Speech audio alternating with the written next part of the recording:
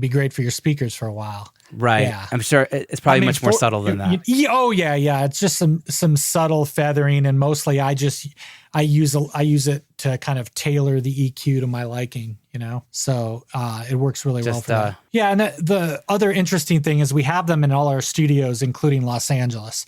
So I can go to LA and work. So for instance, I was on vacation a couple weeks ago. I took a 10-day motorcycle trip and I was heading out to California. And while I was on my way, I got a call from, I don't want to let the cat out of the bag now, but a producer I do a lot of work for. And there was a record that had to be done. And I was able to go into my studio in LA and basically use my settings on the turn-off system. And the room sounds very similar to my room here. And I did the record from Los Angeles. First shot, no revisions. So amazing. Yeah. So the knowing your speakers and knowing like what it's going to sound like is that gives you the confidence to do the work you need to do. Yep.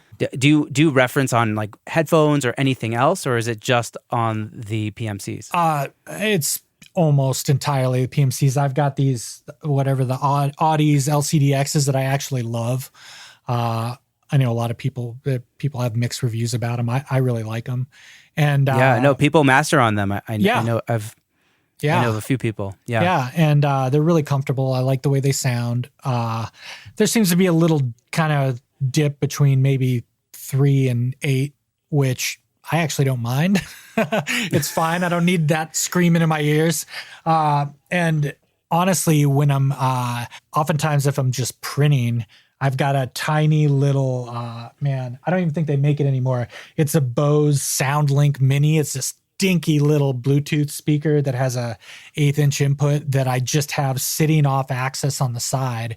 And occasionally I'll kind of just listen to stuff through that. Just a crap test. Yeah, it's not even really a test. It's just like sometimes I just don't want to listen through the big speakers, like if I'm not doing anything super critical, or if I just want kind of another passive way to hear it. And it's a nice little reality test. And occasionally it's nice when clients are here, which isn't very often, so they can kind of hear it through a weird little Bluetooth speaker, Yeah, totally. How loud are you listening when you're mastering generally? The room's calibrated, so I'm kind of right about 86, 87. And then, a lot of times when I'm getting into heavy EQ, I'll go up higher, like 90. And then when I'm printing, I'll do kind of a pass where I listen pretty low. So I know when I've got a little, virtual mark here on my console, and I know that that's general listening level. And then I use an SPL meter on my cell phone that's always up when I'm mastering. And that's just kind of out of habit. I kind of know where the level is without it, but I just like to have that up as well. So I like I'm not cell moving, phone science. Yep. I'm not moving around a lot volume wise. It's pretty much, 75% of the time I'm at one level, and then I might crank it up for a little bit and then bring it down to that level. Then when I print the master, I listen much quieter because I'm not really worried about Fletcher Munson at that point. I'm just kind of listening. I've already EQ'd. So I don't need to bash my ears. So I like to give my ears a rest and listen quietly. And then oftentimes when you're doing that quiet listen, when you're printing, you might catch a few things you need to go back and address. Yeah. Speaking of that, do you do like any QA work afterwards? I know Justin Perkins does a bunch of work in RX after he prints into digital. Are you doing anything like that to kind of like get rid of like whether it's mouth clicks or anything? Yeah. We sort of try to, anything that's obvious that needs to be taken out, we do. I don't, I like things to sound a little scrappy. So unless it really sounds like a mistake, we try to leave it in unless an artist wants us to take it out. So we definitely end up doing the kind of RX treatment to probably most of the stuff that we get in.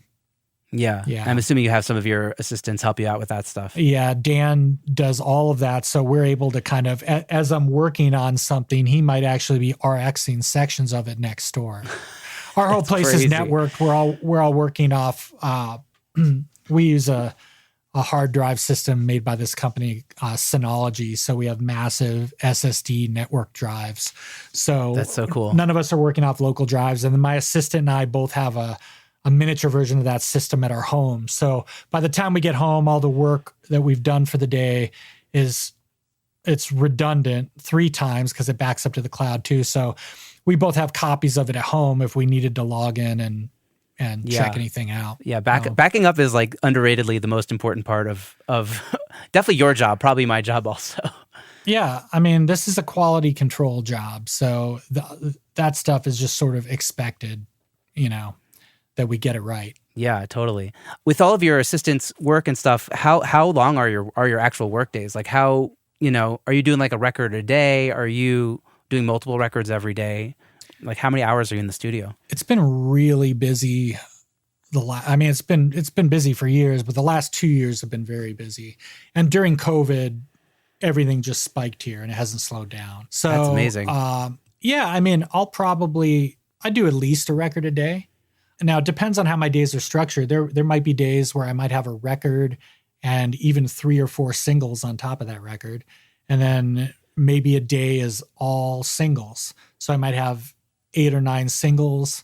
And then there might be a day that's just strictly vinyl cutting. When we're setting up my schedule, my manager Raylan's amazing. And she tries to make everything as efficient as possible. So I'd rather spend one whole day cutting the vinyl I need to cut for that week, if I can do it one day, and just stay in that vinyl zone, and then have a day where it's like, okay, these are all singles that I'm working on, and then have a whole day where I just focus on my main album for that day. Yeah. And then I always kind of leave spots if there are any revisions or parts creation, stuff like that. Totally.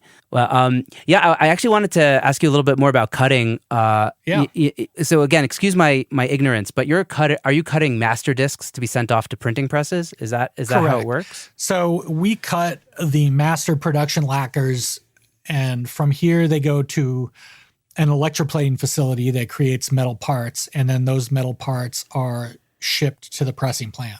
Yeah. Okay, so the lacquer turns into metal, turns into the pressing. Correct. Goes to the pressing plant. Yeah, that's the simplified version. Amazing. And what's the biggest benefit of cutting the lathe yourself? I guess other than you're there to test and experiment that it works, right? Like that the needle's not going off the thing. Yeah, I mean, where the cutting engineer dictates how the record is going to sound. So I always tell people, if you're a young band or young artist and you're having your record mastered, don't just take those masters and send it to a plant and expect to get records back. Now, there are a lot of people that cut at plants that do great jobs. And in the past, Infrasonic has cut for plants. We spent years doing that. And it's been a long time since we have, but it's hard to be able to spend the amount of time to really get it right as you would if you engaged a cutting engineer separately. So, to give you an idea of how my workflow differs from, a person that cuts at a record pressing plant. So, I'd love to hear that. I'm mastering a record and I spend 8 hours mastering the audio. I know every song by heart by then.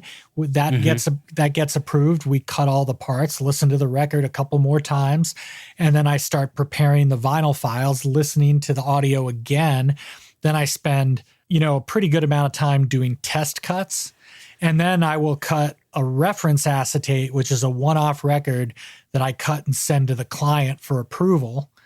And they approve that. Then we cut the master lacquers. So by doing all of that, we sort of eliminate quite a few of the problems that could come up if you just have your mastering engineer send digital files to ABC cutting house, that your ABC vinyl plant that has a contractor that just cuts records all day.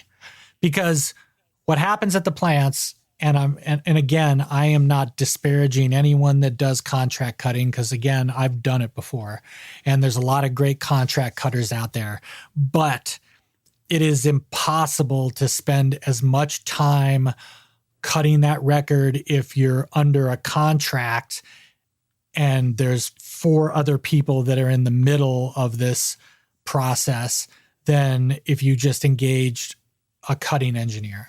So, if you think about a contract cutting person is doing a massive volume of cutting, and that's how they make money, but they're doing it at a severely discounted rate, usually about half the price that a normal cutting engineer would make.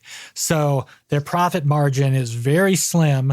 So oftentimes they have enough time to load up the audio, check the meters really quick, do 1 or 2 test cuts, and then they just hope for the best.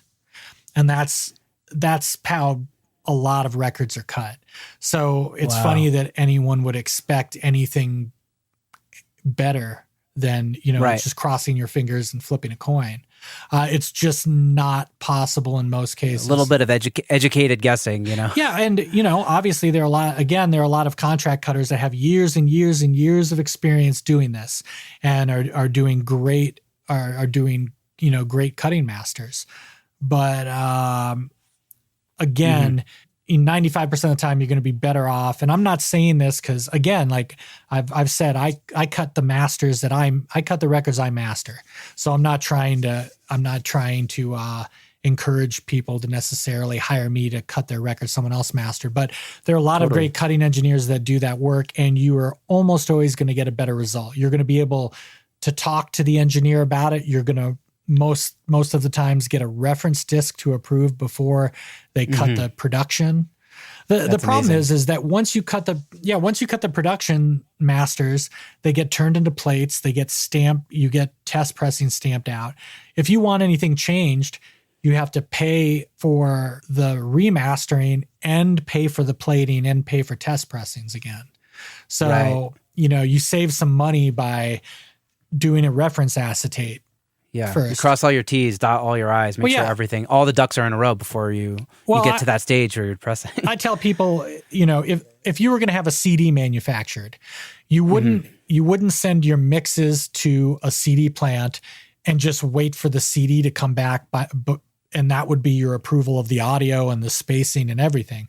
But that's exactly what people do for vinyl, and it's just the wrong approach. Yeah, I think there's probably just a lack of education because vinyl's cool, right? But it's not actually industry standard, right? So it's let's face it, it's kind of falling between the cracks, right? And for some people, there are artists and labels that their main concern, and I get it, their main concern is just getting it on vinyl so they can put it in stores.